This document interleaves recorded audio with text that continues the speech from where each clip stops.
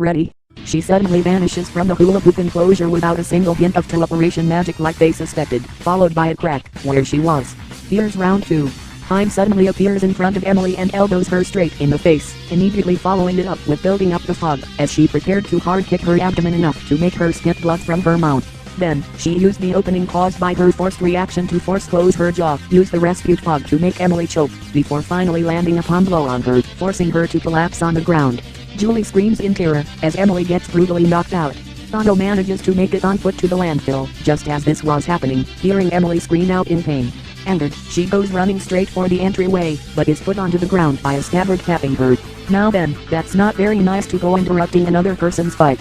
Or in this case, 2 people fighting one. The voice of Mr. Cephalou is what she thinks it is, and it's confirmed, as he stands over her. He offers a hand up as an apology, and Ohno feels conflicted, whether or not to take it after that, but decides to anyway. Mr. Cephalou, why aren't you letting me help my friends? The same reason I personally cannot. What on earth does that even mean? Well, let's say it won't feel so great for me or you, if either of us went into that arena. Wait, the person in there is your friend. Why didn't you tell me about this earlier? Sorry, but we're not exactly friends yet. However, I am her mentor, and her distant cousin. I can't tell you anymore, however. Wait. Why? I'm sorry, good lass, but you'll have to figure out why. Mr. Cephalou leaves Ohno in confusion and a bit of heartbreak. Alright, let me guess, you won't let me through, until I beat you. Right? Mr. Cephalou draws out this sword in response to this. By technicality, yes. Well then, I honestly don't care if you might be leagues above me, but I'm going to make you back off and get to my friends. Ohno gets a fighting stance, while looking visibly upset. Alright. If you wish to have a real fight this time, I'll adjust to your skill level. However, know that you'll have a pretty bad time, if you don't change your mind.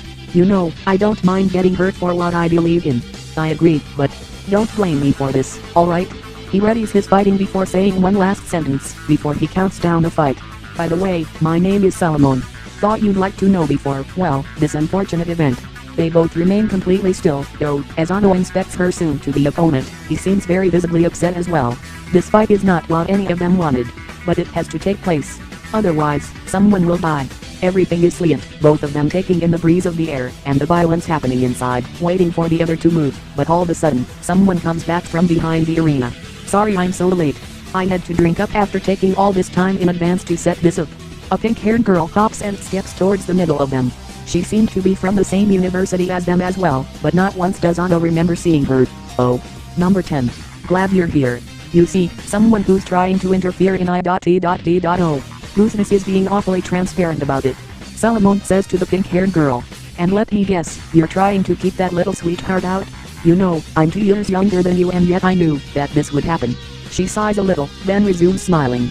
Alright. I guess I can be the ref. We'll keep this going until either that miss over there gives up, or somehow something bad happens. 3, 2, 1, go. That was the countdown for the fight to begin, which Ohno starts immediately to dash at him, but however, changes trajectory mid-dash to be above him, and prepares a hard thrust punch. However, Solomon sees this and quickly moves his sword back handle to block it. Ohno, not being so flexible and bad at balancing, falls off. However, she manages to get back up pretty fast, and throws a few flame projectiles that can't home in. Solomon just dodges out of the way, not using his sword, and having it hit the sides of the arena.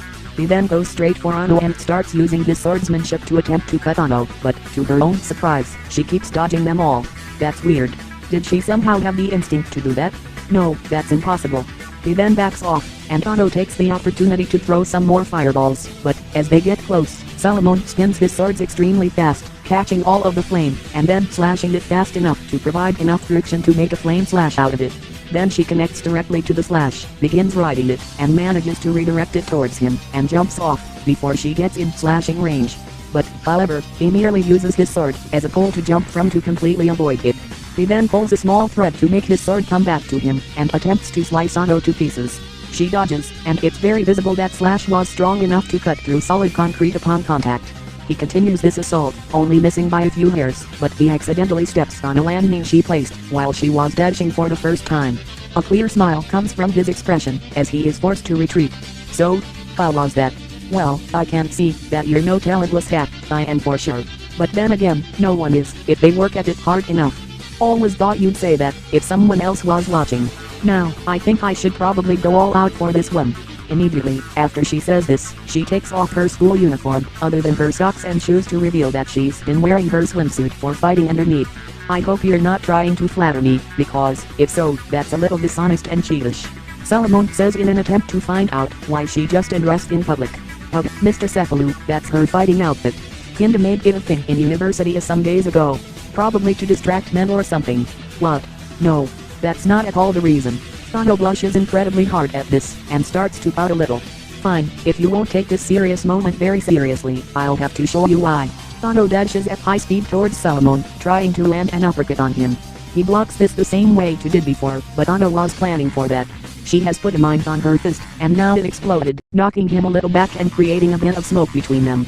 Then she throws 5 consecutive fireballs. Expecting them all to be mined, Solomon jumps above them, but she connects the chain link on 2 of them and chases him with them. He manages to cut the 2 down effortlessly, but then another 2 come in, as he's landing, and he has no choice but to duck under them so he can hit them and avoid them, leaving the last one with a clean shot on him. Wait, that clothing change actually meant something? Oh, I get it now. Her flames can't be used to their fullest in her uniform, since the only areas that can realistically produce heat are her hands, but with that, number 10 honestly sits there a little astonished. Oh wow, thanks. Personally, I never really tried using my elbow for that sort of thing before. Ohno thumbs up in her direction. Well, do you got any catchphrase? I mean, an affiliated magical girl like you is sure to have one. I think we better save things like that for later. You know, when I don't have to wrestle with your boss to get to my friends. Solomon gets up, and seems to have a grim face on him, like he feels bad about something. So, you actually hit me, Dave. Good job, new ass.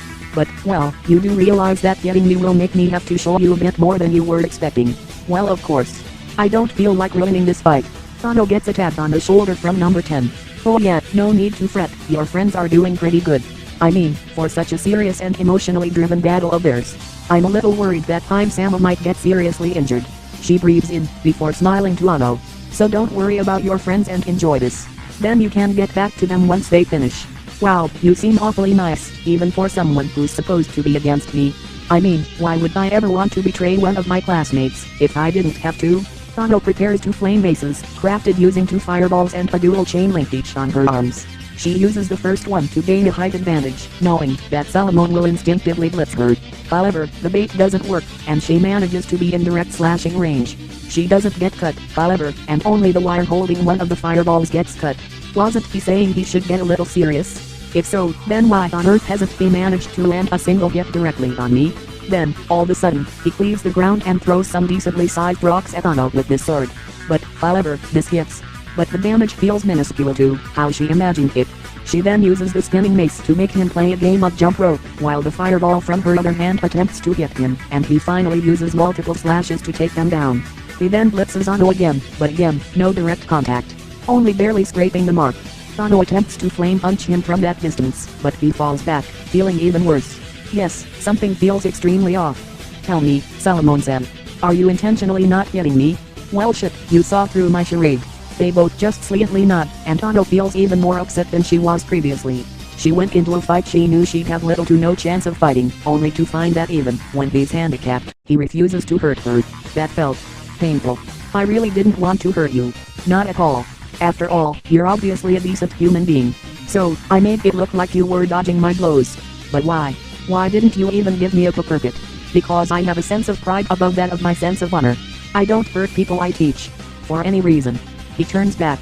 The moment you cut into another innocent human who you are influencing with a blade, it doesn't matter if they attacked you first. You committed a cardinal sin. And to be myself, I must never sin if I don't have to. Wait, Mr. Cephalou never holds back against demons or us in the order. You must have something really special there. Number 10 says. Anyway, well, Mr. Cephalou, the girls are winning, but it's too bloody. Way too bloody. What she's talking is what's going on in the stadium.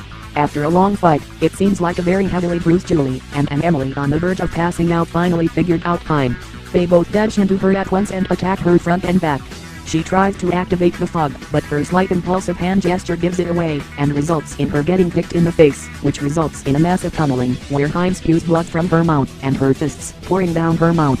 Finally, the 2 of them both prepare a short-range shock combo attack to immobilize her once and for all. She slams into the wall, unable to move, laying down on the ground.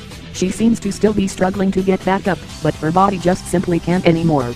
This angers Haim quite a bit, that she can't walk or teleport over there to say that they won, or that she didn't win. It was all a maze of emotions for her, as she lay, in critical condition. Well, Julie, we did it. We managed to do it.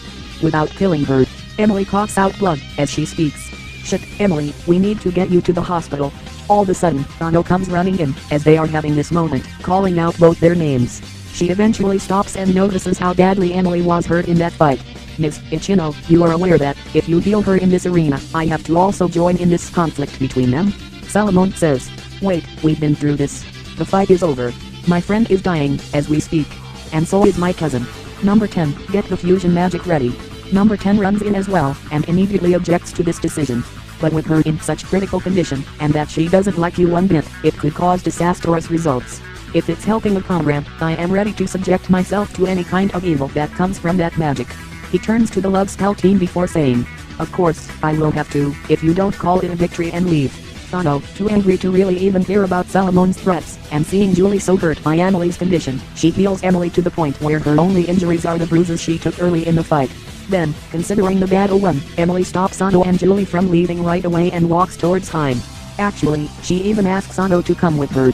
And so they do. However, Salomon's pride makes him order number 10 to do the fusion, and she insistently does. Wait. We were trying to make sure Haim was okay. The magic did nothing wrong. Emily yells to Salomon. You have no idea how it feels at all, any of you. He says, before he and Haim begin to merge. At first, the fusion seems to be a nice, humanoid shape, using Salomon as the base. But, as it turns out, Haim's surge of emotions, regrets, and hatred towards Salomon begin causing the fusion to malfunction, causing 3 medium blades to come out of the wrist of the fusion. It then begins to significantly bulk up and become larger, while screaming constantly, change its entire eye color to a solid red, and makes the skin bleach white.